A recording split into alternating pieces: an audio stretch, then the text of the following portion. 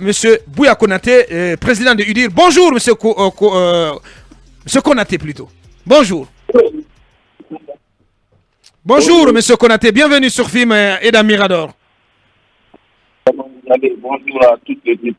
J'ai l'impression que vous écoutez au même moment la radio, ou bien vous êtes bien. Voilà, je pense que ça passe mieux. Allez, première question avec vous, Talibé Barry. Alors, monsieur Konaté, qu'est-ce qui a inspiré cette déclaration de l'ICP qui certes s'aligne sur les positions de la CEDEAO? Est-ce que vous pensez davantage vous faire entendre en vous appropriant les mises en garde en quelque sorte de la CEDEAO? Non, vous savez, depuis le début de cette transition, nous avons adopté une ligne de conduite. Cette ligne de conduite, c'est l'inclusivité. Nous voulons bien aider la junte à réussir la transition, mais nous voulons savoir où ils vont, qu'est-ce qu'ils veulent faire et quel héritage ils veulent laisser à la Guinée après cette transition. Raison pour laquelle nous exigeons certains points pour que nous puissions les conseiller correctement pour que cette transition réussisse dans ce sens-là. Vous étiez très proche de cette junte au début, M. Konaté. Vous dites? Vous étiez très proche de cette junte au départ. Ouais, qu'est-ce qui s'est passé? Jusqu'à présent, très proche de la junte. Ah! Très proche. Des partenaires, parce que mon combat politique, ce n'est pas voir le pays dans le chaos, mais plutôt apporter mon expertise pour que la Guinée soit un pays émergent. Alors, les points que vous vouliez qu'ils éclaircissent, évidemment, c'est notamment la durée de la transition, le chronogramme. Pourquoi vous-même qui êtes sur film aujourd'hui, quand vous devrez préparer une émission, vous appelez des personnes qui doivent intervenir. Vous avez un temps d'antenne, il y a des temps de publicité. Il y a un canevas, oui. Il y a un canevas. Maintenant, on est dans un pays où il n'y a pas de canevas de transition. Comment voulez-vous qu'on aide ces gens-là? Comment voulez-vous qu'on intervienne? Comment voulez-vous que cette transition réussisse? Ouais, c'est pour cela que j'ai dit qu'on est dans une transition à durée indéterminée. Alors, est-ce que votre démarche... Non, on n'est pas dans une transition à durée indéterminée. Parce que le peuple décidera de la date et du sort du peuple de Guinée. C'est ça la réalité. Mais le combat aujourd'hui, nous ne voulons pas que le chaos arrive à ce niveau. Parce que la Guinée a tant souffert, le peuple a souffert, le peuple continue à souffrir, ce n'est pas les dirigeants. Donc, quand je prends les assises qui se passent aujourd'hui, on veut réconcilier quel Guinéen? Nous, entre nous, à la base, les Guinéens sont réconciliés, mais plutôt il faut réconcilier les dirigeants avec le peuple. Parce que de 58 à date, ce sont les dirigeants qui utilisent la force publique contre les citoyens. Persécuter le peuple, pour tuer le peuple, pas autre chose. L'ethnocentrisme à la base dans le quartier B2B n'existe pas. C'est pour ça que je dis toujours, il y a le mauvais diagnostic qui est toujours posé en Guinée.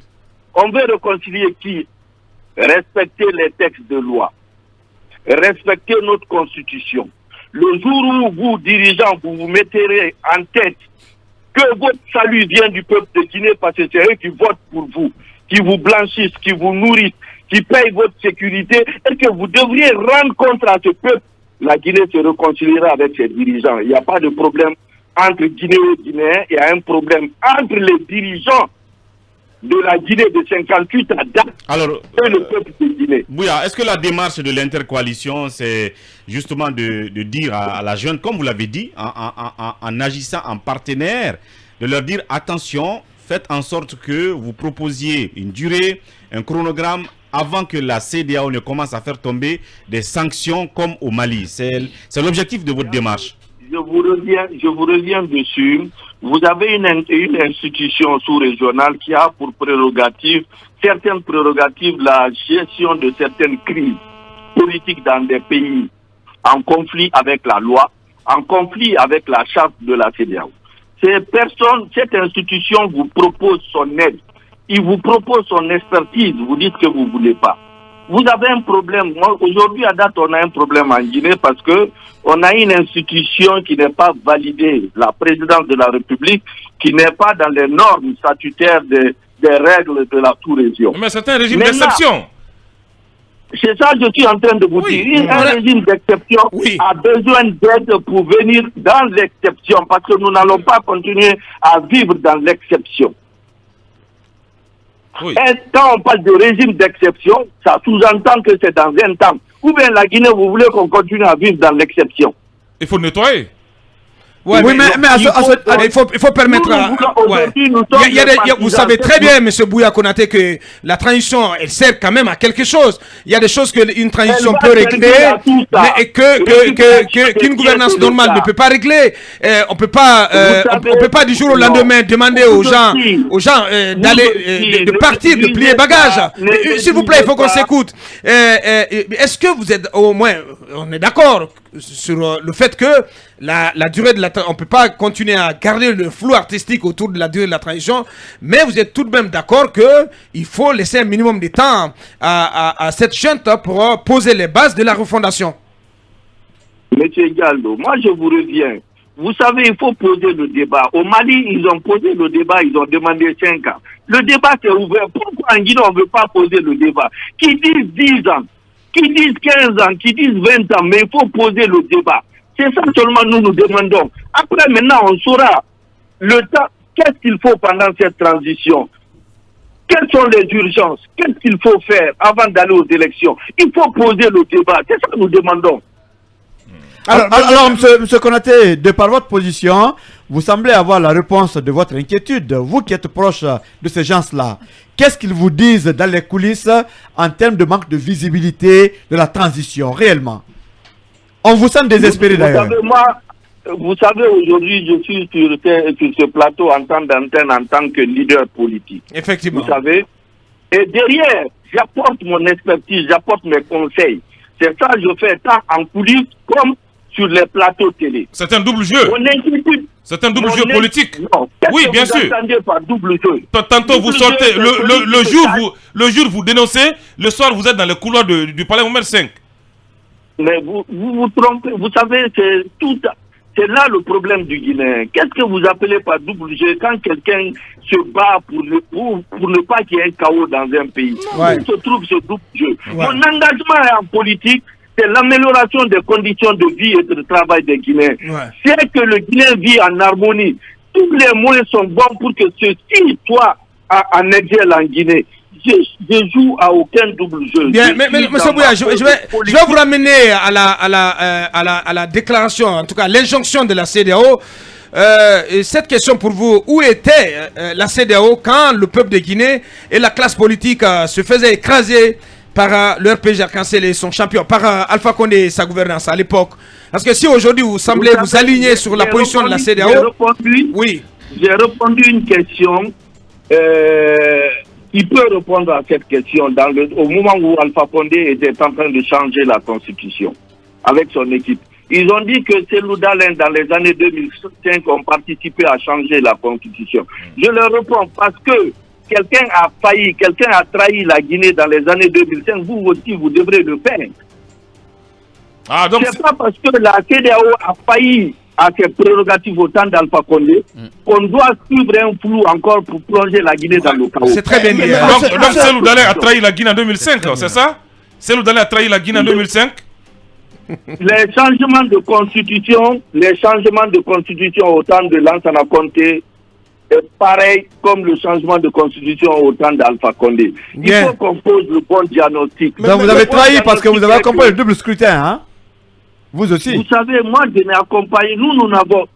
L'engagement d'un politique, c'est participer aux élections. C'est pas seulement venir passer sur les plateaux. Oui, mais c'est les élections pièges.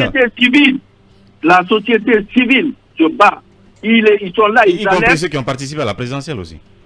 Oui, bien sûr. Lincoln. Oui. Mais monsieur Konaté, moi j'ai envie de vous poser cette question. Nous sommes en train de dire, l'objectif d'un politique, c'est participer aux élections. Bien, on n'a plus qu'une minute. Allez-y, Talibé.